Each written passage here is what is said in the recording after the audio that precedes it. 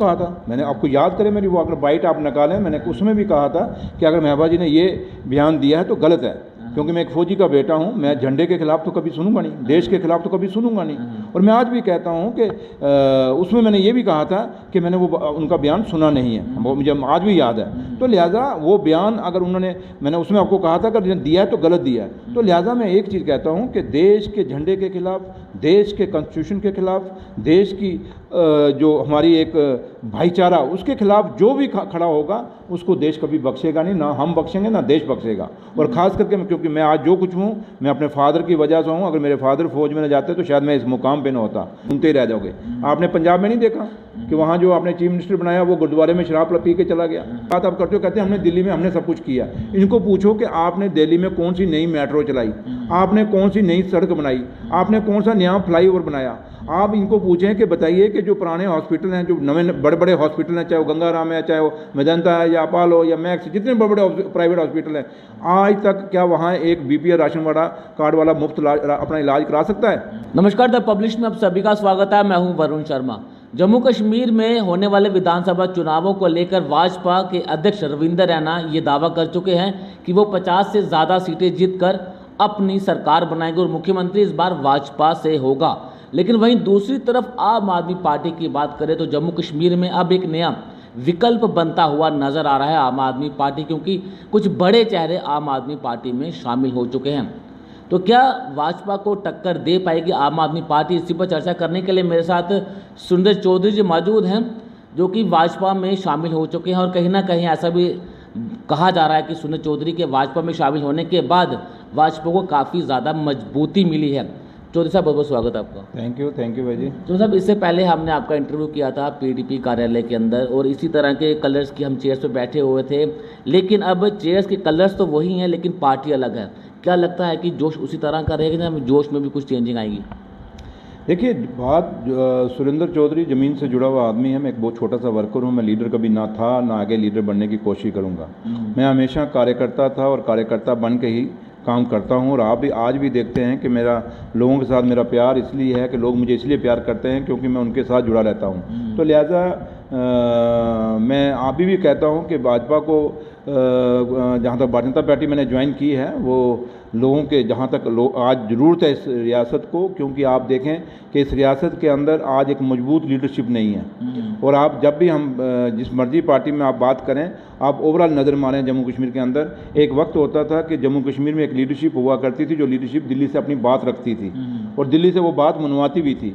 लेकिन आज जम्मू कश्मीर की ये हालात हैं कि जम्मू कश्मीर के पास वो मजबूत लीडरशिप भी नहीं है अपोजिशन के अंदर, जो जाए दिल्ली में और दिल्ली में अपनी बात मनवाए। और जब हमने वो पूरे हालात देखे तो उस हालात में मुझे आज भारतीय जनता पार्टी की ही लीडरशिप जो दिल्ली के अंदर है, नरेंद्र मोदी साहब या अमित शाह साहब, वो उनकी लीडरशिप में एक लगता है कि आज इस जम्मू कश्मीर रियासत के अंदर जो हालात थे इससे पहले, इनको ठीक कर सकते हैं। और जो एक जम्मू कश्मीर को एक मजबूत लीडरशिप की ज़रूरत है वो भारतीय जनता पार्टी के अंदर ही है, बाकी किसी पार्टी के अंदर है। वो सोच के मैं इस पार्टी में आया। बिल्कुल आपने सही कहा कि लीडरशिप तो है, भाजपा में लीडरशिप की कोई कमी नहीं है। लेकिन पीडीपी की अगर मैं बात करूं तो आप जब पीडीपी में थे तो जम्मू से एक मजबूत विपक्ष के तौर पर आप अपनी आवाज़ रखते थे, लेकिन जब विपक्ष ही खत्म हो जाएगा तो फिर रोल कौन अदा करेगा? देखिए, मैंने कहा ना आपको कि विपक्ष किसने करना? जो पार्टियों के हेड हैं जम्मू कश्मीर के अंदर, जो अपोजिशन में जो बैठे हुए हैं, ये तो फैसला उन्होंने करना ना। जब वहाँ नीचे मेरे जैसा कार्यकर्ता जो मर्जी बोलता रहे, लेकिन जो बड़ी लीडरशिप है, अब खाली अब रोज़ हम दिल्ली वालों से लड़ाई लड़ेंगे तो दिल्ली से 1947 से लेके आज तक दिल्ली से लड़के आप जम्मू कश्मीर ने कुछ नहीं लिया। हमेशा जम्मू कश्मीर को तभी फ़ायदा हुआ जब आपने दिल्ली के साथ एक अंडरस्टैंडिंग करके गवर्नमेंट यहाँ चलाई है। क्योंकि आपको याद होगा, यहाँ के जब भी कोई फाइनेंस मिनिस्टर हुआ उसने हमेशा एक बात कही कि जम्मू कश्मीर का हमेशा विद बैगिंग बॉल जो है वो दिल्ली में जाता है, एक कटोरा इनके हाथ में रहता है मांगने के लिए। जब जिस रियासत की या जिस यूटी की यह हालत हो कि वो एक डेली विजिट को भी तनख्वाह नहीं दे सकती, वो क्या आंखें दिखाएगी दिल्ली वालों को?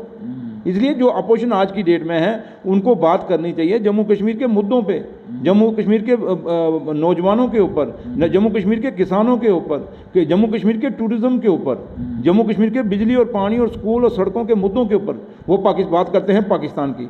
भैया, पाकिस्तान के साथ कैसे संबंध रखने हैं ये तो दिल्ली की सरकार ने फैसला करना है ना। वहाँ की एक्सटर्नल अफेयर मिनिस्ट्री है। आप जम्मू कश्मीर की जो लीडरशिप है, इनके पास कौन सा है चार्ज है एक्सटर्नल अफेयर मिनिस्टर का, जो इन्होंने बात पाकिस्तान के साथ हमेशा यहाँ से ये दिल्ली को डायरेक्शन देते हैं जी पाकिस्तान से बात करिए। भाई पाकिस्तान से बात करनी है या नहीं करनी वो तो दिल्ली वाले बात करेंगे। तो लिहाजा मैं आपसे यही कहूँगा कि जम्मू कश्मीर को आज एक मजबूत लीडरशिप की ज़रूरत है, और वो लीडरशिप जो जम्मू कश्मीर का जो ये बिगड़ा हुए हालात हैं इन 75 सालों में, उनको सुधारने की ज़रूरत है। तो सर एक सवाल मैं आपसे ये करना चाहूँगा, इससे पहले भी मैं कई बार आपका इंटरव्यू कर चुका हूँ, जब आप पीडीपी के नेता थे, तो मैंने आपसे एक सवाल किया था कि महबूब मुफ्ती ने एक विवादित बयान दिया था। उन्होंने कहा था कि 370 टूटने के बाद अगर किसी ने छेड़छाड़ की तो जम्मू कश्मीर में तिरंगा उठाने वाला कोई नहीं बचेगा। अब क्या लगता है कि अब वो सही बिल्कुल गलत बयान? मैंने उसमें भी आपको कहा था, मैंने आपको याद करें मेरी वो अगर बाइट आप निकालें, मैंने उसमें भी कहा था कि अगर महबूबा जी ने ये बयान दिया है तो गलत है, क्योंकि मैं एक फौजी का बेटा हूं, मैं झंडे के खिलाफ तो कभी सुनूंगा नहीं, देश के खिलाफ तो कभी सुनूंगा नहीं। और मैं आज भी कहता हूं कि उसमें मैंने ये भी कहा था कि मैंने वो उनका बयान सुना नहीं है, वो मुझे आज भी याद है। तो लिहाजा वो बयान अगर उन्होंने, मैंने उसमें आपको कहा था अगर दिया है तो गलत दिया है। तो लिहाजा मैं एक चीज़ कहता हूं कि देश के झंडे के खिलाफ, देश के कॉन्स्टिट्यूशन के खिलाफ, देश की जो हमारी एक भाईचारा, उसके खिलाफ जो भी खड़ा होगा उसको देश कभी बख्शेगा नहीं, ना हम बख्शेंगे ना देश बख्शेगा। और ख़ास करके क्योंकि मैं आज जो कुछ हूँ मैं अपने फादर की वजह से हूँ। अगर मेरे फादर फौज में न जाते तो शायद मैं इस मुकाम पे न होता, उस फौज की तनख्वाह के कारण मैं आज इस मुकाम पे हूँ। तो लिहाजा मैं तो देश के खिलाफ कभी जा ही नहीं सकता, और महबूबा जी के बयान अगर देश के खिलाफ उन्होंने दिया है तो मैं कभी उसको इंडोर्स भी नहीं कर सकता। लगता है कि इन्हीं चीज़ों को लेकर आपने पीडीपी को अलविदा कहा आपने? मतलब काफ़ी सारे इशूज डिस्कस हुए और मैंने टाइम पर महबूबा जी को कहा भी और उनको बोला भी कि जम्मू के अंदर हमें प्रॉब्लम आती है, और आपको क्योंकि मुफ्ती साहब के टाइम में एक अलग माहौल था वहाँ पे, लेकिन महबूबा जी टोटल एक लाइन पाकिस्तान के एजेंडे पे चल पड़ी। वो ऐसे लगता था जैसे वो पाकिस्तान का स्पोक्समैन बन गई है। तो लिहाजा वो जब वो उस रास्ते पे चल पड़ी तो उसमें हमें भी महसूस हुआ कि भैया अब वो पीडीपी नहीं रही जिस पीडीपी में हम आए थे। तो लिहाजा फिर एक हमें रास्ते बदलने पड़े, और महबूबा जी के पास वैसे भी जो वर्कर हैं, जो मास लीडर हैं, जिनके साथ कोई दुनिया 4 लोग जुड़े हैं, उनकी कदर उनके पास नहीं है। तो लिहाजा मैं अब लंबा महबूबा जी के ऊपर डिस्कस भी नहीं करना चाहता। मैं कहते हैं कि जिस गाँव को छोड़ दिया उस गाँव का क्या नाम लेना। तो लेकिन मैं एक ही चीज़ आपको कहूँगा कि आज आपके इस चैनल के माध्यम से मैं जम्मू कश्मीर के लोगों को अपील करूँगा कि खासकर नौजवानों से, और वो दूर दराज के जो लोग हैं हमारे इन पहाड़ों पे बसते हैं या उन मैदानों में या कंडी बेल्ट में बसते हैं, कि जिन्होंने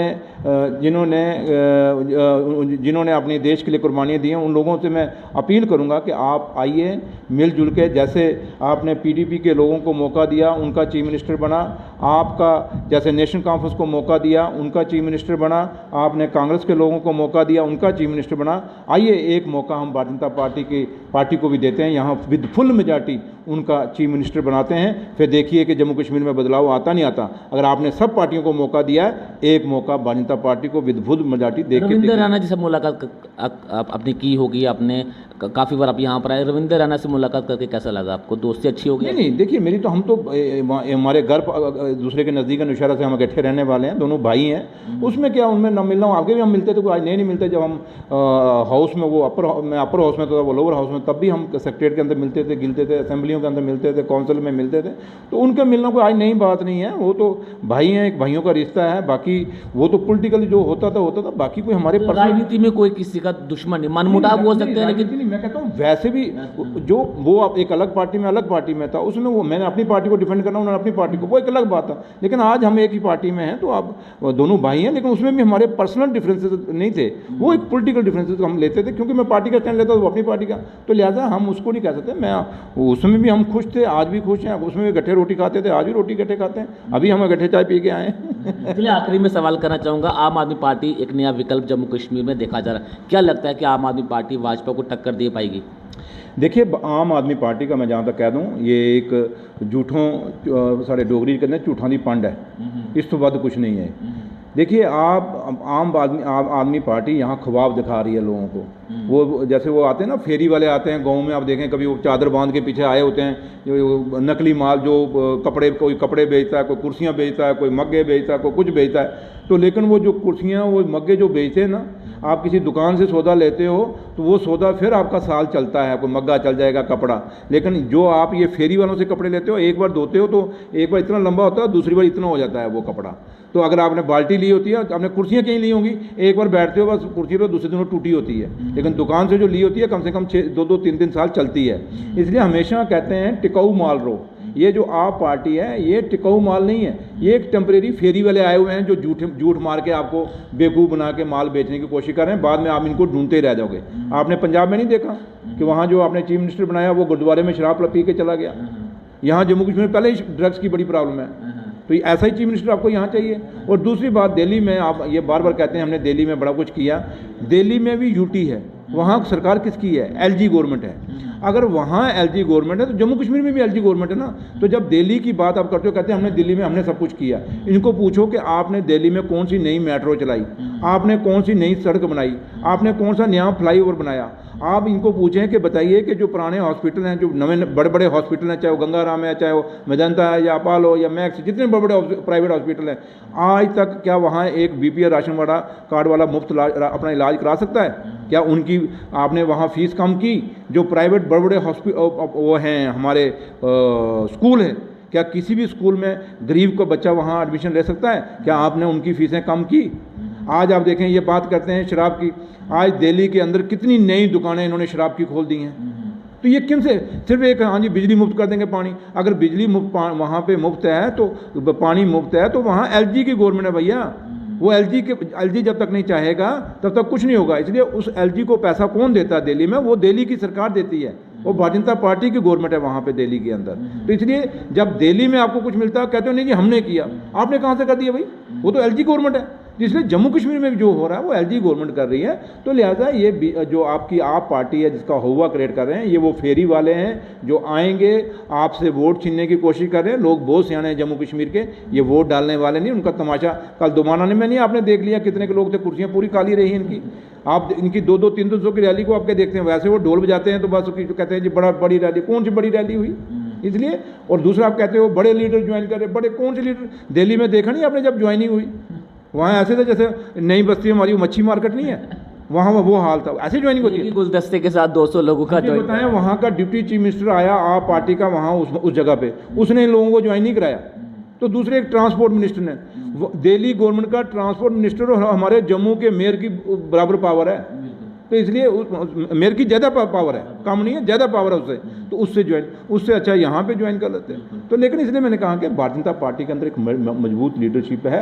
आप इसको आपकी एक छोटी सी उस फेरी वालों के साथ कंपेयर मत करो प्लीज़, क्योंकि जम्मू कश्मीर के, मैं आपको पहले कहूँगा, जम्मू कश्मीर बड़ा सेंसिटिव है। यहाँ एक मजबूत सरकार की ज़रूरत है। यहाँ कल ये ना हो यहाँ भी वो चीफ मिनिस्टर वो शराबी कोई आ जाए, क्या आगे ही जम्मू कश्मीर मुश्किलों से जूझ रहा है, बॉर्डर की फायरिंग है यहाँ पे, दिन ब दिन ही कश्मीर के अंदर मिलिटेंसी है, हालात ख़राब है। उन हालातों में एक मजबूत लीडरशिप की ज़रूरत है, एक मजबूत गवर्नमेंट की ज़रूरत है, और वो गवर्नमेंट जम्मू कश्मीर को और कोई दे सकता है तो वो भारतीय जनता पार्टी है और कोई नहीं है। सबसे बातचीत करने के लिए तो साफ तौर से जम्मू कश्मीर में एक मजबूत लीडरशिप की ज़रूरत है, क्योंकि जम्मू कश्मीर एक सेंसिटिव स्टेट है, बड़े सारे मुद्दे हैं जम्मू कश्मीर में जिनको हल करना बहुत ज़्यादा ज़रूरत है, और एक ऐसी पार्टी का नेता हमें जम्मू कश्मीर में चाहिए जो जम्मू कश्मीर के जितने भी मिसाइल हैं, जितने भी मुद्दे हैं उसको हल कर सके। अब भाजपा ये दावा कर चुकी है कि आने वाले विधानसभा चुनावों में भाजपा 50 से ज़्यादा सीटें जीतकर अपना मुख्यमंत्री बनाएगी। आपकी क्या राय है? कमेंट बॉक्स में अपनी राय